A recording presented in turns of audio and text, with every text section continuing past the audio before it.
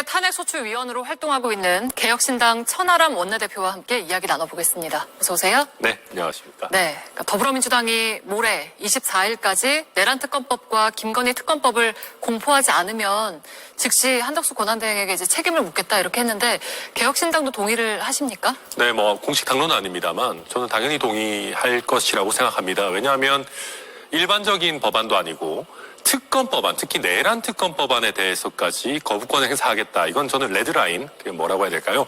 한덕수 탄핵 저지선을 저는 넘었다라고 생각합니다. 네. 그래서 이 부분에 대해서는 즉각적으로 거부권 행사를 못하도록 하고 만약에 한다라고 한다면은 좀 특단의 대책을 강구해야 된다 생각하고 있습니다. 네, 한덕수 권한대행은 여기에 응할 거라고 보시나요? 똑똑한 분이잖아요. 그래도 저는 응할 거라고 생각합니다. 김건희 특검도 그렇지만 내란 특검을 거부한다라는 것은 어쨌든 내란 수괴 혐의를 받고 있는 윤석열 대통령 그리고 본인도 지금 내란죄로 수사를 받고 있는 것으로 알려져 있는데 네.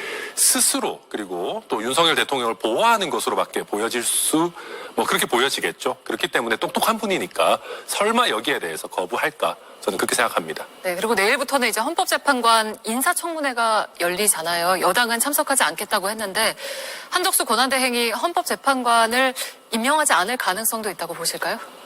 상식적으로는 없다고 생각합니다. 그런데 이제 워낙 비상식적인 일들이 많이 있으니까요. 그러니까 지금 보면 헌법재판소에서도 대통령 권한대행의 헌법재판관 임명이 가능하다라고 이야기했고 네. 지금 헌법재판관 후보자들도 다 같은 얘기하고 있습니다. 여야 구분할 거 없이요. 이런 상황에서 권한대행 임명 못한다? 이거는 권성동 원내대표 내로남불하는 거거든요. 이재명 대표의 재판 지연은 지금 비판하면서 여기에 대해서 시간 끌기 전략으로 간다라는 건데 이건 말이 안 되는 겁니다. 헌법재판소가 가능하다라고 한 순간 한덕수 총리는 이제 거부할 명분이 없고요. 당연히 임명해야 된다. 그리고 임명 안 하게 되면 헌법재판소의 기능이 훼손되지 않겠습니까?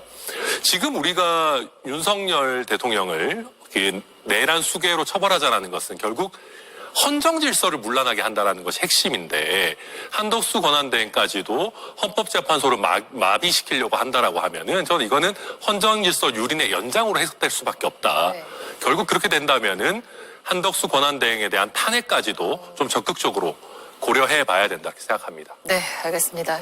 일단 윤석열 대통령이 이제 25일에 공수처에 출석을 할지가 가장 큰 관심인데 대통령이 출석을 할까요? 어떨까요? 안 할 것 같아요. 그러니까 말로는 수사 다 받겠다, 법적으로 하겠다 하는데 약간 방구석 여포 같고 실제 하는 행태는 법꾸라지 같습니다.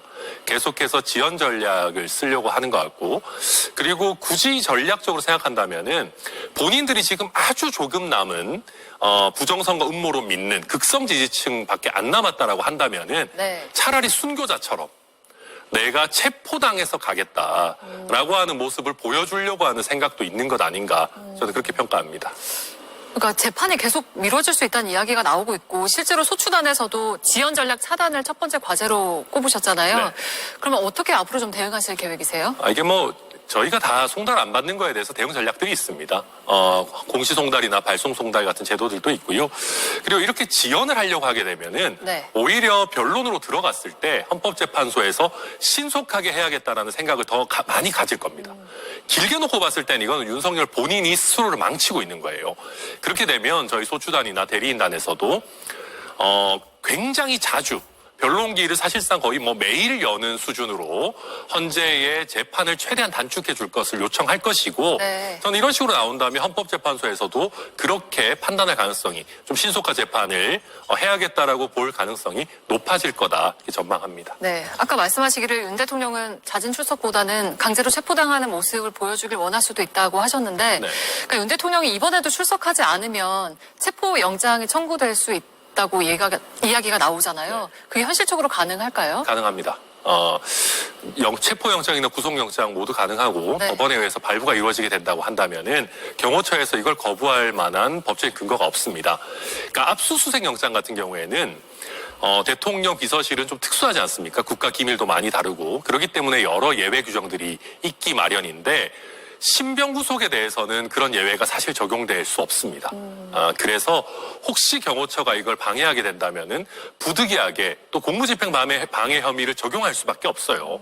저는 그렇게까지 가지 않고 영장 집행에 경호처가 협조할 것이다. 저는 그렇게 믿고 있습니다. 네. 만약에 안 한다면은 또 법적 조치를 해야겠죠. 네, 알겠습니다. 그리고 국민의힘 내부 사정도 좀 알고 계실 것 같아서요. 국민의힘에서는 친윤계 의원들 중심으로 뭉쳐서 윤 대통령을 오히려 좀 보호하려고 하는 그런 힘을 실어주는 모양새인데 왜 이런다고 생각을 하시나요?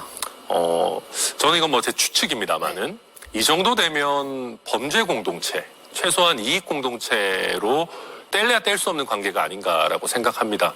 윤석열 정부 하에서 인사청탁이라든지 뭐 공천권의 부당한 행사라든지 아니면 일반적인 뭐 부정부패라든지 이런 것들로 엮여 있고 또 그에 대한 자료들이 윤석열 대통령의 캐비넷에 있지 않는다고 하면 이렇게는 못할 것이다.